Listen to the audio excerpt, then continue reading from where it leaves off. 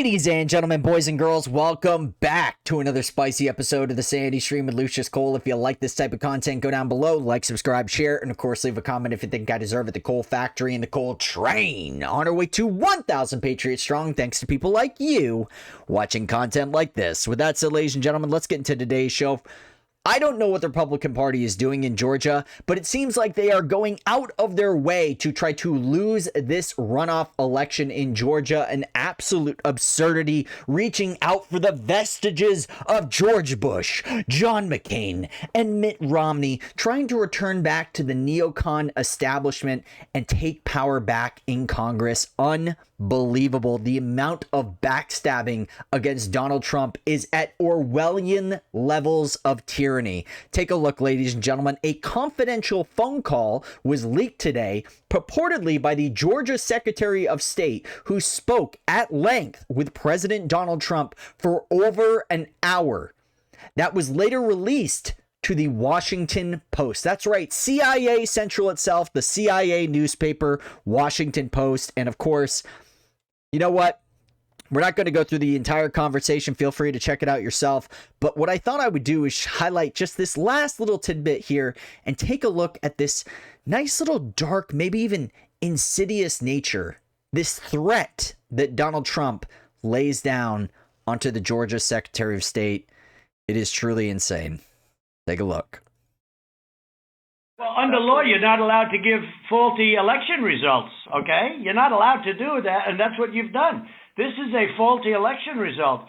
And honestly, this should go very fast. You should meet tomorrow because you have a big election coming up. And because of what you've done to the president, you know, the people of Georgia know that this was a scam. And because of what you've done to the president, a lot of people aren't going out to vote. And a lot of Republicans are going to vote negative because they hate what you did to the president. Okay? They hate it. And they're going to vote. And if you would be respected, if this thing could be straightened out before the election. You have a big election coming up on Tuesday. He knows, Donald Trump knows in this conversation that it is most likely being recorded, so he's very, very careful with his words here. But take a look, this is very insidious in the way that he actually communicates with the Georgia Secretary of State, basically saying to all of his supporters that, hey, you know what? You might not get the votes. You might not have people out there to make sure that the Republicans are able to retain the Senate. They might just lose. They might just stay at home. They might not vote at all. This is what we're looking at, ladies and gentlemen. And given all the hijinks and given the amount of fraud that we saw in this last election, God knows if it would actually have changed the results, but they won't even look at it. And that's what makes it so perplexing. What is the Georgia Secretary of State hiding? It's got to be something big. Because Brian Kemp, the Georgia governor, knows in good faith that he is going to not be the governor for that much longer. As well as the Georgia Secretary of State. These guys are basically committing political seppuku. Dicing themselves up. Now, say what you will about Donald Trump, but the base is absolutely magnetic, full of fervor and ferocity, and will do basically anything for this man. They will crawl through broken glass. They will walk through the coals. They will go to the pits of hell to make sure that they can vote for this man. And it just seems like what's going on in Georgia has some very nefarious consequences. What's going on? And you know what? I have to go on and say I agree with Nick Fuentes on this one. And you know what? I'm not a huge Nick Fuentes fan. You know, I don't believe in everything that he says. But in terms of the Georgia runoff, why exactly should people go out and vote for the same exact GOP establishment hacks that have been running this country into the ground for years?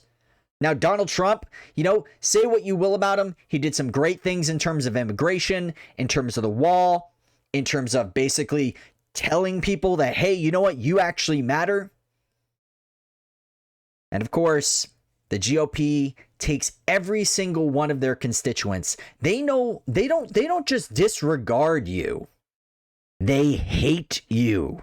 They want you gone. They want your vote and they want you to die. That's what they want. They want you as a number on the goddamn chalkboard. And once you've signed your name on that slip, you can go to hell for all they care. Take a look. This is from Senator Loeffler, who is pressed about why she actually voted for the NDAA and whether she would override Trump's veto of the NDAA, rather, and also whether or not she will side with President Donald Trump when it comes to contesting the election. Take a look. And we're going to continue to do that. But if we don't win on January 5th, our military will be defunded and worse. I won't belabor it, but that's not a yes or no whether you would sustain the veto or not. That's right. Okay, you're not answering that. Listen. And we're going to continue. She's not fighting for the president. She's not fighting for Trump. Why should you vote for her? Why should MAGA and America Firsters and populists, why should we vote for the establishment over and over and over again? Why? Why? Oh, because then they're going to pack the courts. Then let them secession. Oh, but then they're going to make Guam a state. Okay, secession. Oh, but then they're going to destroy America. Okay, secession. The farther left they go, the more radical they become, the more off-kilter they are to just the average everyday American, all the more of a reason to divide the United States of America. And I say this with a heavy heart. I'm sad. But this is a corporate America destruction that we see right now, and leftists cheering on the lockdowns as small businesses are being evaporated. Donald Trump is doing very little in terms of stopping this.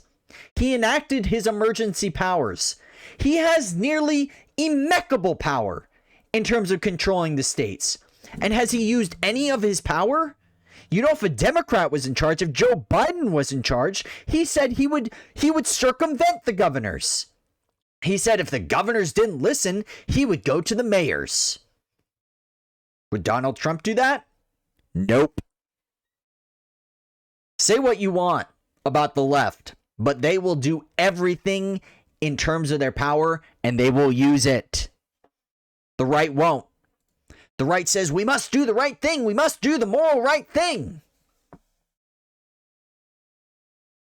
It is a complete arbitrage. It's a joke.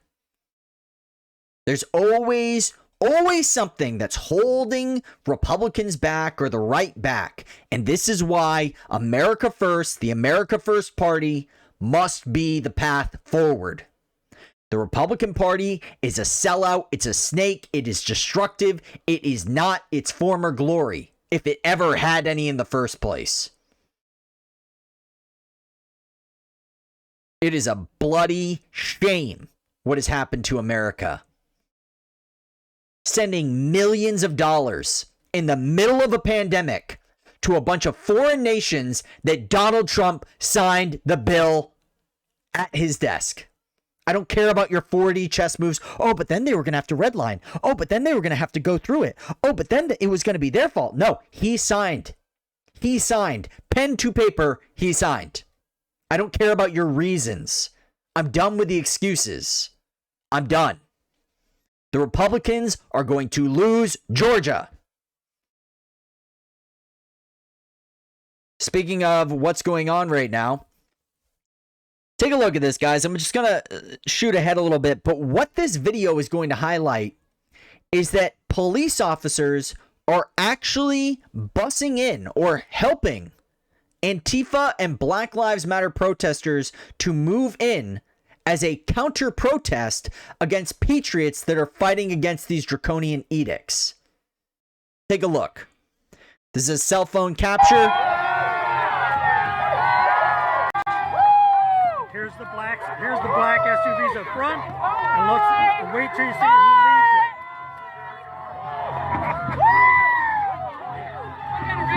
it. Wow.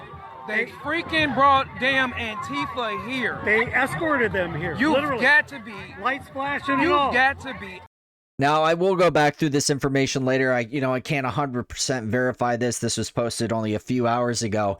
But if this is the case, this is what we're dealing with. This is what they want. This is what the state wants. They want us fighting amongst each other. And the problem is, you've probably seen a lot of my anti-cop sentiments in terms of the latest, few episodes. And it's very clear that the police are not on our side. It is ever so clear after what happened in Salem, what's happening across all of Canada, all of Europe, now in the United States, pushing legislation, particularly in places like New York and California, where they are basically able to indefinitely confine you based on if they think, just thinking, you may have something. No proof whatsoever, just may be a threat to the public. This is why collectivism is so dangerous. They are seeking to divide us. They are trying to have the left versus right paradigm, the Democrat versus Republican paradigm, because then we will stop focusing on the monsters, the bankers, the multinational corporations, the military-industrial complex, the Federal Reserve. They will have us not focusing on the big players, the multi-billionaires, if not trillionaires, that actually run this country, and have us tearing each other apart over what? Abortion rights? Over what? Health care? You're not even allowed to speak. You're not even allowed to meet up with your family in some states right now on Christmas or New Year's. All because of a virus with a 99.9% survival rate. And with these new mutations, you think this is going to stop here? It's utterly insane. Utterly insane. For those of you who haven't seen the infamous, this video is going viral right now. This is out of Canada right now, but this is what you can come to expect in America because everyone is a fucking pussy. America is so soft. It is unbelievable. What is it saying?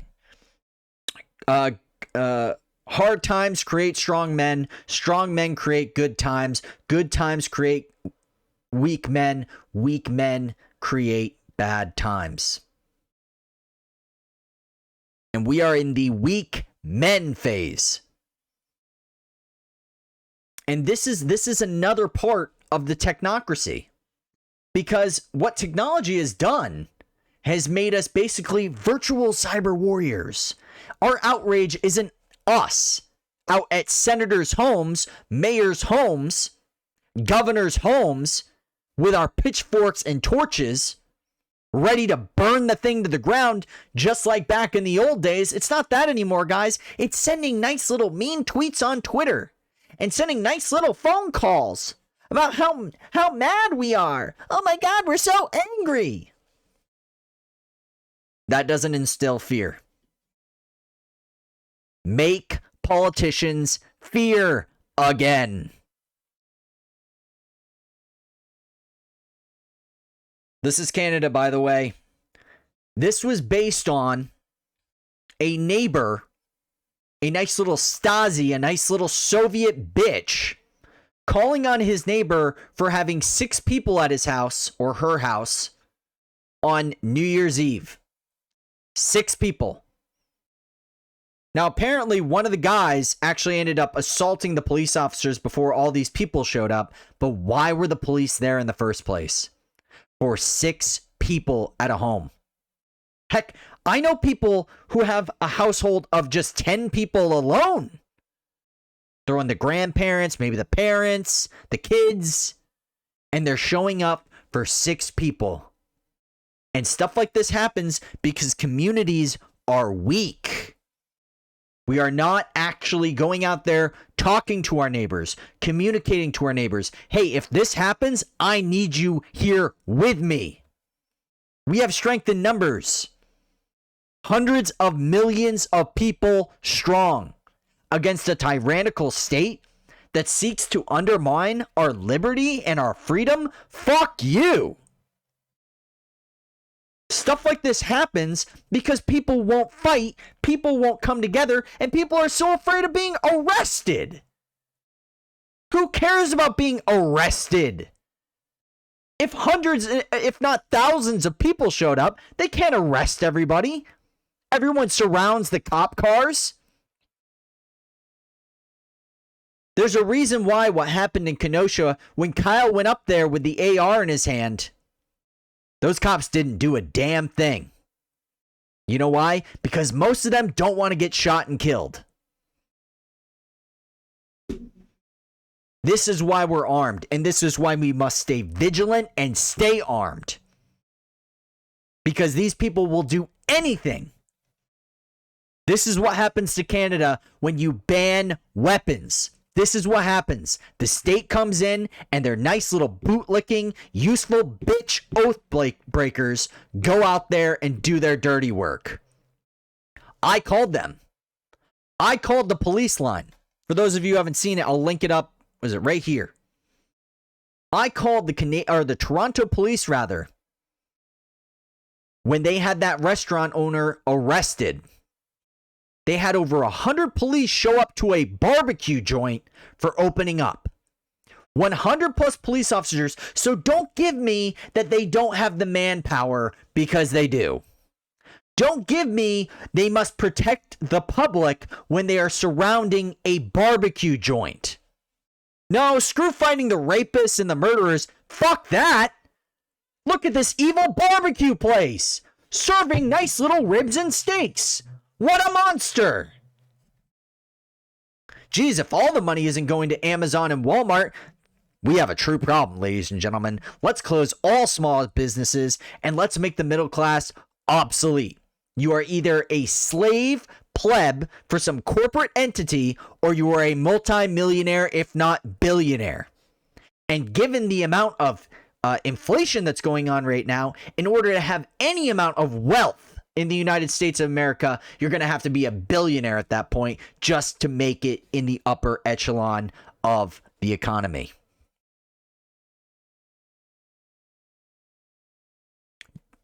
I'm not a financial guru by any stretch of the imagination. I'm just a Yankee basically turned redneck. But if you have money, I recommend you go out there and buy land. Buy tangible things, because inflation is about to skyrocket. This is a fucking joke. Anyway, police officers being Nazi scum. Hey! Fuck you! No! Fuck you!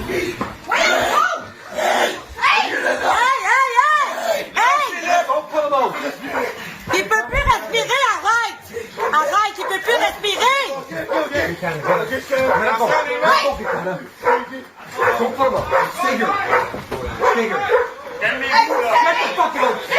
Don't fucking do that! Don't you fucking do that! Okay, calm down. Stay fucking here! Can we move? Okay? This is what we're looking at. People busting in to your home for having people at your home. Right to assemble. This country is such a fucking bitch. I cannot believe this.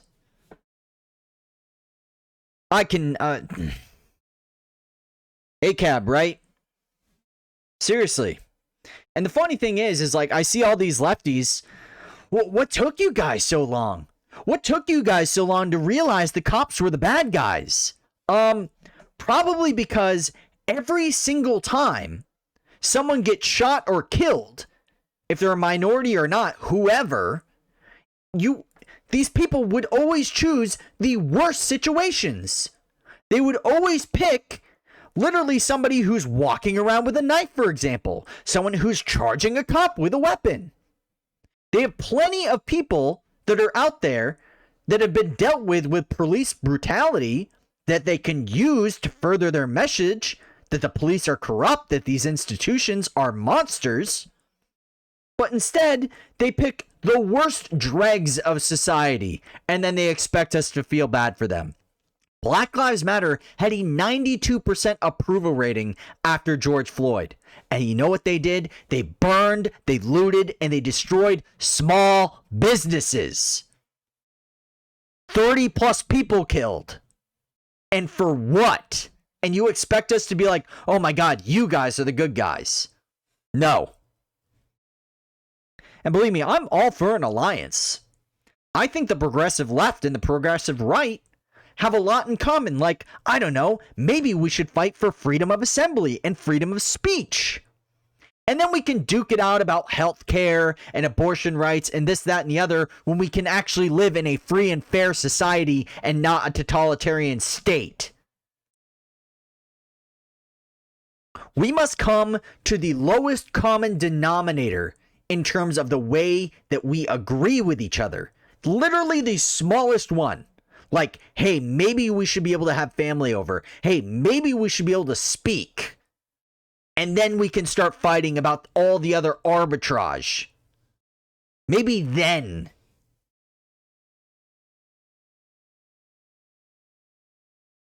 And the right is finally getting on board. We backed the blue through all of the riots, all the fanfare, all of the destruction, only for them to turn around and put their boot on us. Fuck you. Fucking pigs. It blows my mind. If you were to tell me at the start of this year that by the end of the year, I would be calling cops fucking pigs, I would have said you were fucking crazy. I would have said, me? Me, the military man? The blue collar guy? The guy who actually respects authority? Who loves the Constitution? Loves this country? Loves my family? Loves this nation? You're telling me that I'm going to say, fuck the pigs? Are you serious? No fucking way. No way. No way would I ever say something like that. And here we are. Good job, cops. The left hates you and the right hates you. Hope you enjoy that fucking paycheck, you fucking traitor. And you know what? I can't even say I'm not perfect. I was in the military. I was there under Obama. I was a lowly little IT. I was there when we were dropping warheads on foreheads in Syria. But based on my intelligence when I was working, at least based on my current paradigm, I had the cognitive capacity to not understand what was actually happening. When they said chemical attacks were happening on the Syrian people, I thought I believed it. This was coming from high command. It must be true. But anybody with two eyes and a mouth and ears can understand that infringing on the Constitution of America, this isn't America. So you can't even make the argument that, oh, you know what, they were in a foreign land, chaos was happening, they didn't understand the situation, they didn't realize the government was lying like they always do. No, these are everyday people. It's not like they're on deployment. They clock in, they do their nice little job. They're probably 3 days on, 3 days off, 2 days on, 2 days off. Who knows? It's usually how it works for most cops. There's no excuse for this. There's none. There is none. And that's why we must mobilize. That is why we must be the ones to be the change. And stop looking to others. This is why we must create friendships. That's right, guys. Friendships with the left. The sane left. Not the crazy, do nothing left that will literally cry and scream and bitch about how terrible it is for them when they are literally drinking a frickin' $5 latte. Not those lefties. I'm talking about people that are anti-war, that might just differ in terms of abortion rights, may just differ in terms of health care. I'm talking about normal, sane people where you could understand where they come to their conclusion. While you might not actually agree with it, but they believe in free speech, they agree with freedom of assembly, and they agree with the rule of law. I'm talking about those guys. I'm talking about those guys. But of course, treason doesn't just happen on the right, ladies and gentlemen. It happens on the left as well. Because the populist left and the populist right, or the America First right or left, or whatever way you want to cut it, the people that we have in power do not give a fuck about us, whether you are on the right or you're on the left. And this is a great example today. For those of you who don't know, Jimmy Dore, comedian, also a very hardcore progressive. I don't agree with him in terms of an entire policy, but I agree with him on a hell of a lot. Anti-war, fighting back against these draconian edicts, actually listening to common fucking sense. This is a vote today between the Progressive Caucus that had the ability to force a vote on Medicare for all. Now, while I don't agree with this, I can understand where the left is coming from. I don't believe that's the right way of going about it. I believe they should open up insurance across state lines and make it so it's everywhere, so that the states actually have to fight it out. And it's not like Verizon and AT&T where they're able to stay in a small little pocket of area and charge anybody whatever number they freaking want. How about that? So I can understand why progressives are fighting for this. So they put their constituent, or not their constituents, they put their political leaders' feet to the fire to try to force a vote on Medicare for all. And the way they were going to do that was by putting pressure on Nancy Pelosi and telling her that they would not vote for her unless she put a floor vote on Medicare for all. And this is the people of the squad that were supposed to fight for progressive values. Just like on the right, Donald Trump said that he was going to get us out of all those wars. And here we are, 4 years later, still in Iraq, still in Afghanistan, still bombing Yemen. These people let us down every single time. And this is why we need an America First party, with the left and the right. Both of us. We can fight it out, like I said a million times before, on all the other secondary issues. Actually, after we have a free country with a system and a government that is not completely and totally corrupt and inept. This is what backstabbing looks like on the left. So if you think it's just happening to us, it's happening to the Democrats as well, because it's all about that corporate dollar. Anything to sell out America for a cheap buck. Cortez.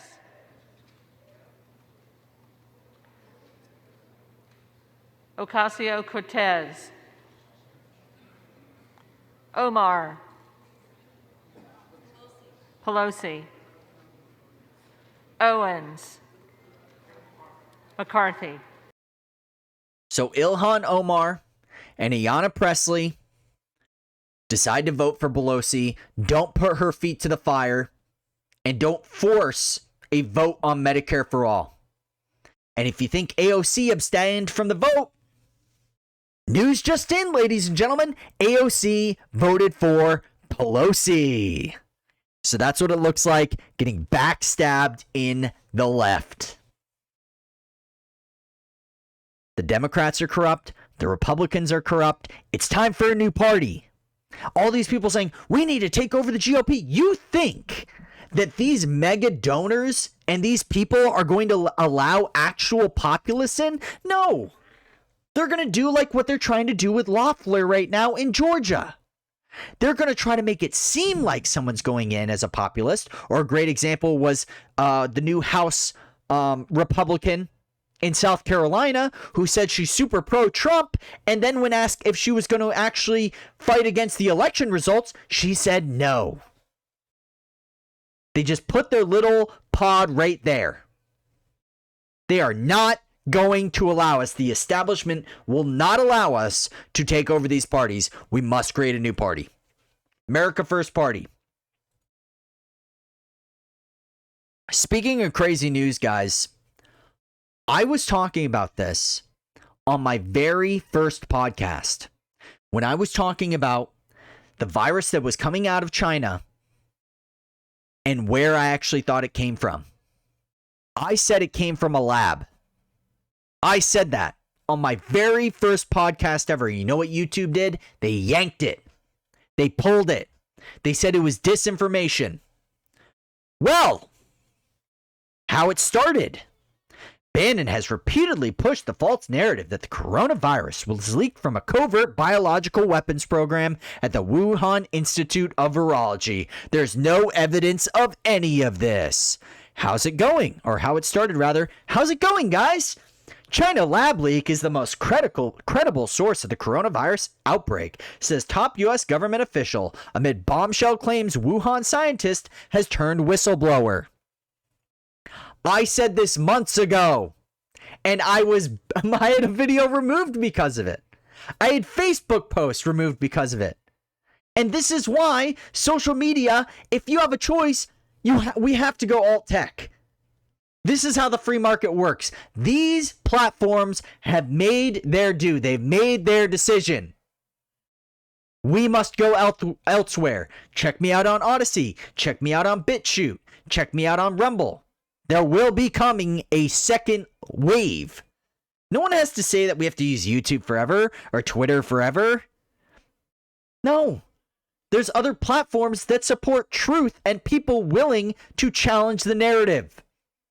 These platforms will not allow us to do this. So I was telling you the truth.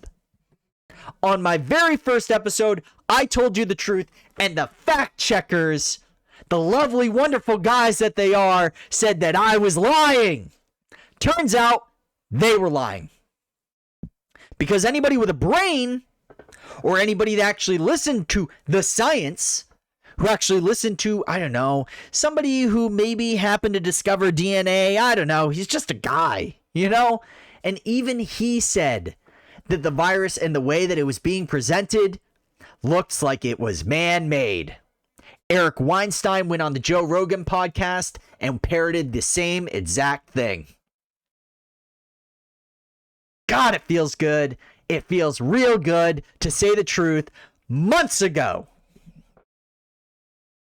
And I wasn't even parroting Bannon at the time, not to toot my own horn. I did all that research myself. Found that out myself. Funny thing is, though, and I said this before in my first video, you probably can't find it because it gets banned everywhere it goes, is I stated clearly that I don't actually believe that this was intentional. What actually happened was there was a woman that was working inside the Wuhan Virology Institute. She happened to be working with novel coronaviruses, and it happened to get on her. She then went back home with her boyfriend and went to the local meat market, which happened to be in Wuhan, which is why they say that they think it started in the market. That's what happened. And the reason why I know that is because the virologist that happened to accidentally get that novel coronavirus on her disappeared from the website. They have every other alumni, every other person that ever worked there on the website, and somehow she just magically vanished. Just putting two and two together, ladies and gentlemen. Now I'm here for the hard punching news, and I kind of feel like that System of a Down video where he's talking about the golden retriever winning first place at the prize show. But I think we've gone through enough crazy news, guys. So how about something a little bit lighthearted? Take a look, ladies and gentlemen. We're talking about a nice little bear cub. A nice little bear cub, ladies and gentlemen, catching snowflakes. So beautiful. Oh, it's so cute. It's so cute. Oh my god. Oh my god. All right, guys, I think we're going to end it right there. Ladies and gentlemen, America First Party is the only path forward. It is very clear the Republican Party has no gusto, no guts, no balls, no nothing. The Democrat Party, they are throwing all their progressive friends and basically all their liberal friends under the bus. We must come together, stop looking at this Republican versus Democrat divide. We must create an America First policy that put American citizens first. I'm done with the cops. I'm done with the edicts. I'm done with this government. They are corrupt. They kill people all over the world, create blowback, and are currently funding Al-Qaeda through constituents and other nations such as Saudi Arabia, Qatar, and the UAE.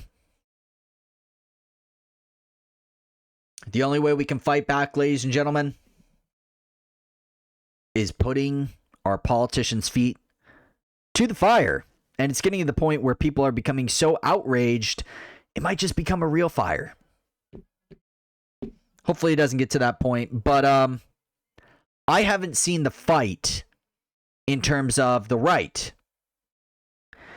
And I think it's time we start becoming a little more brash and a little more not so willing to take orders from those cops when they tell us to go away.